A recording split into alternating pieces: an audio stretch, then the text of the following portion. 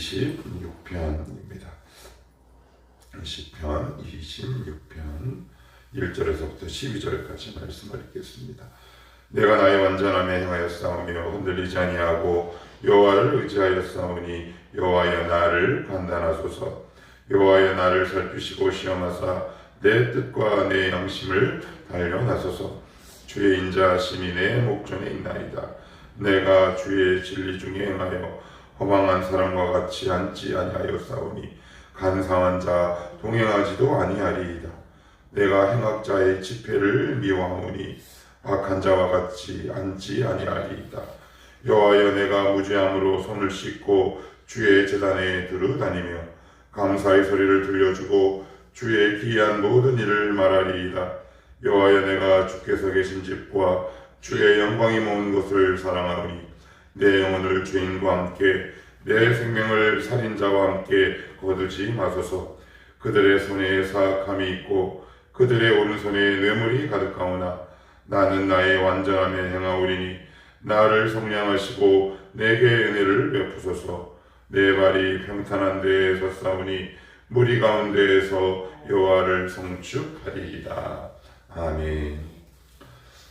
시편을 우리가 지금 쭉 살펴보고 있습니다. 시편의 주제는 복이다 라고 말씀드렸어요. 그럼 과연 복이 뭐냐?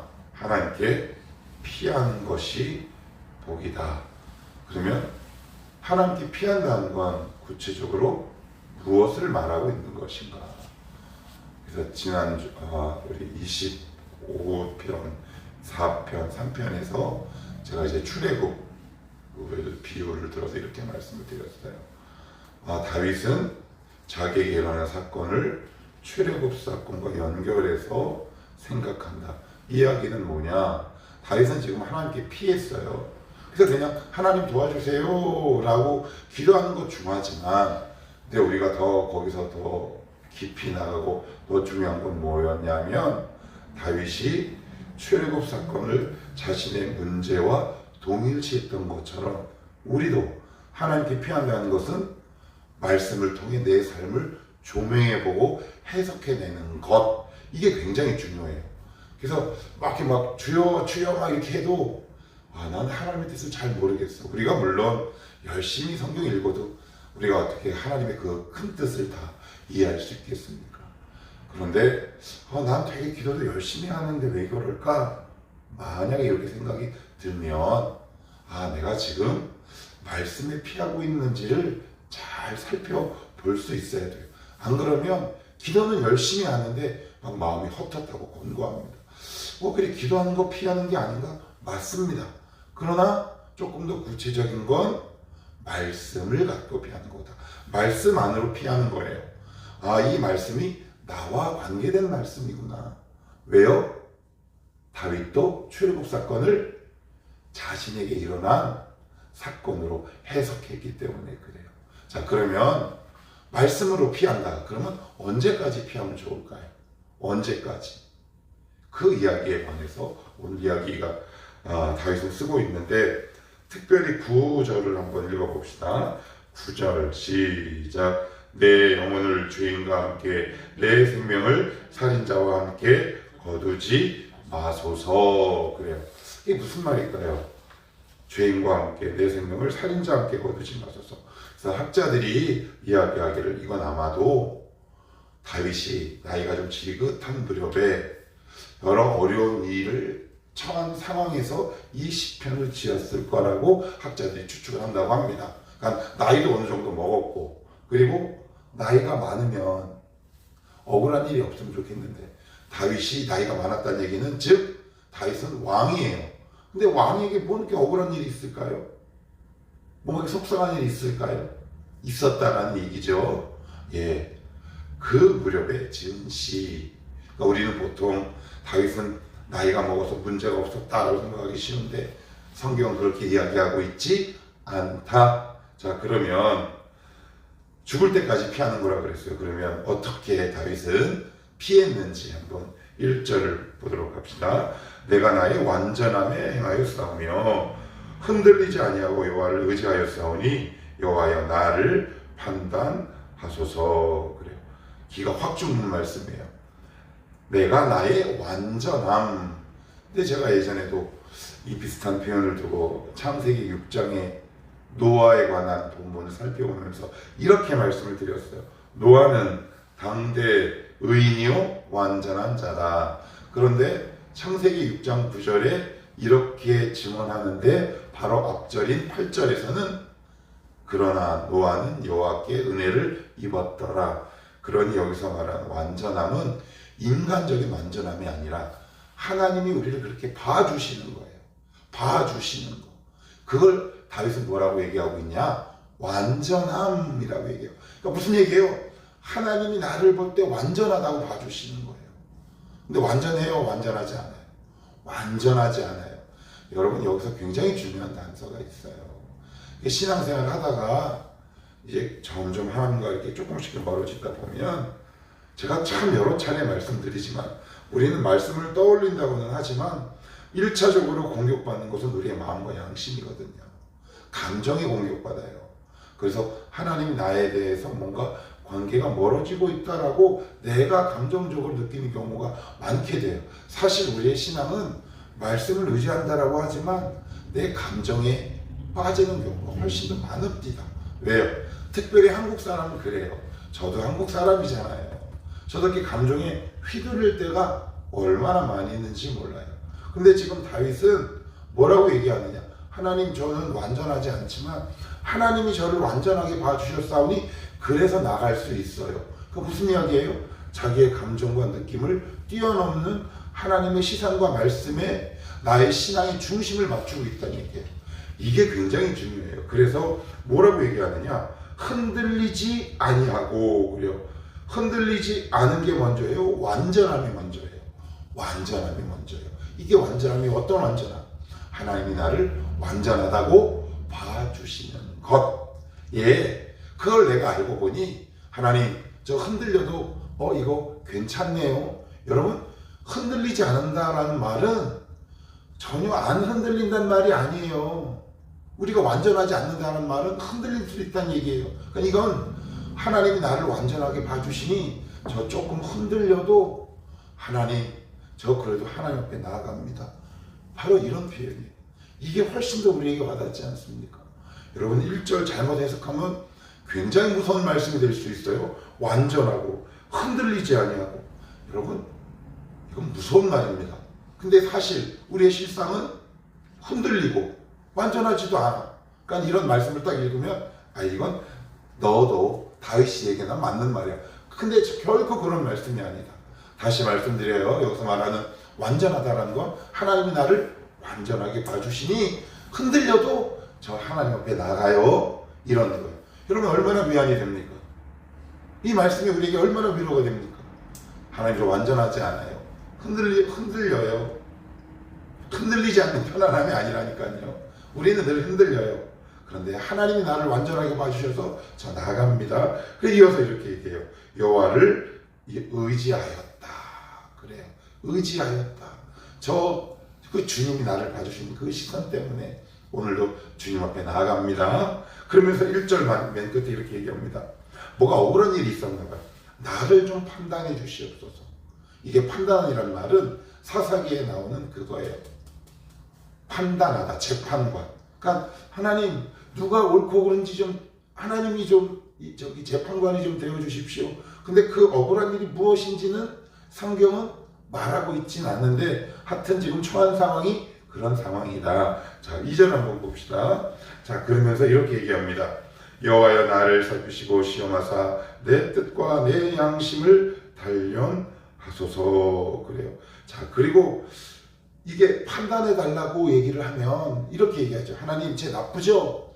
뭐 누가 옳고 그른가 좀 알려주세요. 그렇게 그 문장이 이어져야 하는데 다윗은 의외로 하나님이 나를 좀 봐달라고 얘기합니다. 근데 우리는 보통 누군가에게 대해 억울한 일이 당하면 나의 억울한 일을 먼저 호소한 다음에 그 두 번째 바라는 게 뭐냐면 쟤를 좀 욕해 주길 바라요. 그게 나쁘다라는 것이 아니라 저도 그래요. 누군가의 흉을 본다는 건 네가 얘 좀 욕해줘 그 뜻이거든요. 사실 그럴 땐 빨리 욕해 주시면 좋아요. 여러분들이 막 대신 욕해 주세요. 그런데 다윗은 그렇게 하지 않고 이렇게 얘기해요. 여호와여 나를 살피시고 시험하사대 뜻과 내 양심을 단련하소서. 하나님 저를 좀 살펴주십시오. 억울하지만 혹시 하나님 제가 발견하지 못하고 있는 제 안에 불순물이 있는지. 여기서 단련이란 말은 재련이에요. 재련은 뭐예요? 철을 깎고 다듬고 불에 넣었다 뺐다 하는 모든 일련의 과정이에요. 거기서 뭐가 빠져요? 철에 남아있는 불에 순수하지 못한 것들이 빠진다는 말이에요. 그래서 하나님이 때로는 우리 안에 내가 인지하거나 인식하지 못하는 불순물들을 제거하기 위해 하나님이 나에게 연단하실 때가 있다. 아마 그것을 다윗은 알았던 모양이에요. 하나님 판단해 주시는데 혹시 남아있는 뭐가 있나요? 저를 좀 연단시켜 주시옵소서. 이렇게 말씀하고 있어요. 그런데 살아보니, 신앙생활해 보니 참 많읍디다. 내 안에 아직도 이런 게 있었구나. 내 안에 아직도 이런 모습이 있었구나. 그럴 때 꼭 기억하셔야 될 게 있어요. 좌절금지예요. 왜요? 하나님이 우리를 완전하다고 봐주셨기 때문에 그래요. 그런데 어떤 상황이나 아니면 사건이나 어떤 사람 때문에 그동안 나도 몰랐던 내 안의 연약함이 어느 순간 이렇게 수면 위로 떠오르거나 재발견하게 되거나 아니면 미처 몰랐던 것을 알게 되면 여러분들 마음이 어떠세요? 저는 되게 낙심되더라고요. 되게 속상하더라고요. 이걸 내가 아직도 못하고 하고 있구나. 내가 아직 이짓거리 하고 있구나. 내 안에 이런 모습이 있었네. 그럴 때 굉장히 낙심한데 여러분 그러지 마시라. 왜요? 지금 다윗도 그 기도를 하고 있는 거예요. 이 기도를 하고 있는 이유는 뭐예요? 자기도 아직 이런 모습이 남아있기 때문에 하나님 앞에 이런 기도를 하고 있는 거 아니겠습니까? 우리 기억합시다. 하나님이 우리를 연단하셔서 어떤 불순물을 떠오르게 하거나 보게 하실 때 뭐 금지? 낙심 금지, 좌절 금지예요. 왜요? 하나님 이미 그것을 다 알고 계셨기 때문에. 그럴 때 이렇게 기도하시면 좋을 것 같아요. 하나님 저를 연단시켜 주셔서 제가 알지도 못했던 불순물 보게 하시니 감사합니다. 하나님 이것을 통해 내가 더욱더 거룩하고 성화의 길로 걸어갈 수 있도록 하나님 저를 붙들어 주시옵소서. 이것이 되게 하나님이 기뻐하시는 기도가 아닐까 그렇게 생각하고요. 3절 그러면서 이렇게 얘기합니다. 주의 인자심이 내 목전에 있나이다. 내가 주의 진리 중에 행하여가 먼저가 아니라 주의 인자를 기억하는 것이 먼저죠.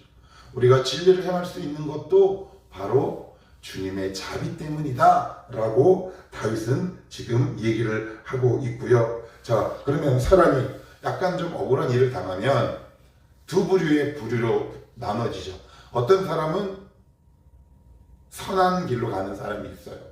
어떤 사람은 고집과 교만이 있어서 내 마음에 딱 상처를 받으면 대부분 사람들은 악한 길로 확 빠져요. 여러분, 근데 우리는 두 개 다 있을 수 있어요. 또 어떤 걸 하면 속이 상해가지고 막 고집을 피울 때가 있고, 어떤 사람은 어떤 문제나 고난이 다가오면 이거 뭐지? 하고 있는데, 지금 다윗은 뭐라고 얘기하고 있느냐? 4절, 5절 같이 한번 읽어볼까요? 시작. 허망한 사람과 같이 앉지 아니하였사오니 간사한 자와 동행하지도 아니하리이다. 내가 행악자의 집회를 미워하오니 악한 자와 같이 앉지 아니하리이다. 사람이 억울한 일을 당하고 감정의 상처를 받게 되면 그 마음이 되게 만만하지 않아요. 어떻게 되느냐? 사람이 뭔가를 대체제를 찾게 돼 있더라고요. 그러니까 하나님께 실망할 수도 있어요. 여러분 신앙생활할 때 하나님께 상처받을 수도 있고요. 사람에게 상처받을 수도 있고 환경에 상처받아요. 근데 그럴 때 우리는 꼭 두 종류로 이렇게 갈라져요. 더 기도해야지, 더 의지해야지. 이건 교과서예요. FM. 이러면 좋아. 이러면 딱 좋아. 그런데 그런 경우는 그렇게 많지 않고 어떤 거냐? 그렇지 않은데 내 마음에 오기가 이렇게 막 올라와요. 쓴뿌리가. 내가 그동안 내가 이거나 그동안 못했던 거 내가 한번 실컷 해보겠다.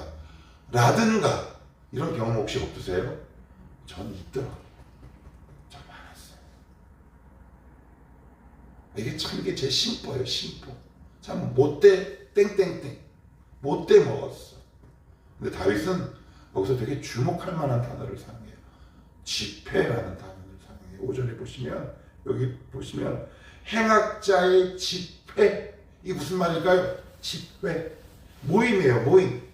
여러분, 모임은 어쩌다가 내가 이렇게 들어가는 거예요? 아니면 내가 의지를 갖고 가는 거예요? 의지를 갖고. 내가 억울한 일 당했고요, 마음 상한 일 당했을 때 여러분, 집회나 모임의 의도와 목적과 의지를 갖고 참여하지 말라고 얘기하고 있어요. 여기 되게 중요해요. 우리가 이렇게 마음이 상해서 어쩌다가 한두 번 그럴 수는 있는데 어떤 목적을 딱 세우고 의지를 세우고 하나님이 나에게 이거 안 해줬지 라거나 아니면 네가 나한테 이렇게 해줬지 라는 것을 하나님께 풀지 않고 어떤 모임이나 어떤 상황을 내가 의지를 갖고 구체적으로 만들어가는 거예요. 이건 굉장히 고생하는 길이에요. 우리 꼭 기억합시다. 집회 가지 마십시오. 모임에 가지 마십시오. 의도적으로 악을 꾸민다 라는 뜻을 담고 있는 거거든요. 그러지 말라라고 말씀하고 있습니다. 자, 우리 마지막으로 한 절만 더 보고 마칩시다. 자, 11절입니다. 11절 시작. 나는 나의 완전함에 행하오리니 나를 속량하시고 내게 은혜를 베푸소서. 11절 완전함 아까 어디서 봤어요? 1절에서 봤어요. 시작을 완전함으로 시작하고 마무리를 완전함으로 끝내죠. 예, 하나님이 나를 도와주신 그 완전함으로 우리는 이 땅에 태어나요. 그러나 우리의 인생도 하나님의 완전함 속에서 마무리돼요. 여러분, 걱정하지 마시고 하나님을 신뢰하며 살아가십시다. 하나님이 완전하셔서 오늘도 우리를 완전하게 보시고 이 땅에 보내셔서 생명을 살게 하셨어요. 그분이 하나님이라면 우리의 인생 끝까지 하나님이 책임지신다. 그걸 바로 다윗은 알았던 거겠죠. 어려운 일, 나이가 지긋한 무렵에 당한 그 어려운 일 때문에 다윗은 비록 마음이 상했지만 다윗은 무엇을 알았던 걸까요? 하나님이 나를 이 땅에 완전한 계획을 갖고 보내시고 나를 완전하게 보내셨어. 그렇다면 내가 죽을 때도 내 인생 끝까지 하나님은 나를 완전한 가운데 책임지실 거야 라는 것을 고백으로 오늘 시편 2편 마무리되게 됩니다. 우리 이 사실을 꼭 믿어냅시다. 하나님 감사합니다. 하나님 저를 완전하게 봐주시고 완전한 계획 속에서 이 땅에 보내셨사오니 그 완전하신 주님을 믿고 나의 인생의 마무리도 완전하게 하옵소서. 이렇게 고백하는 지혜로운 삶이 되시기를 축복합니다. 기도합시다.